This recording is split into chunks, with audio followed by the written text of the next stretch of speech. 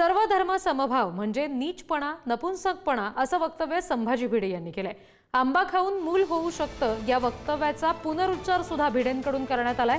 15 August हा दिवस स्वातंत्र्य दिवस म्हणून साजरा करू, तिरंगा फडकवू असं भिडे म्हणाले। मात्र लवकर दिल्लीच्या लाल किल्ल्यावर भगवा फडकवणार असं भिडेंनी म्हटलेलं आहे। त्यासाठी काम करणार असल्याचं सुद्धा भिडेंनी म्हटलेलं आहे, तसं आवाहन केलेलं आहे। नाशिकमध्ये व्याख्यानामध्ये संभाजी भिडे यांनी पुन्हा एकदा ही वादग्रस्त वक्तव्य केली।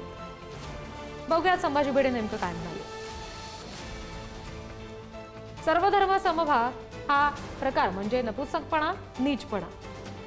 खग्रास ग्रहाच्या काळामध्ये एखाद्या मंत्राचा जप करेल त्याला त्या मंत्राची शक्ती मिळते, जन्मजन्मी शक्ती मिळते। 15 ऑगस्ट हा दिवस स्वातंत्र्य दिवस साजरा करू, तिरंगा फडकवू, पण लवकर दिल्लीच्या लाल किल्ल्यावर भगवा फडकवणार यासाठी काम करा, हे आपलं काम आहे। सगळ्यांमध्ये सामील होऊ, तिरंगा फडकवू, पण डोक्यात हिरोजी फर्जंदनं सांगितलं ते काम करू।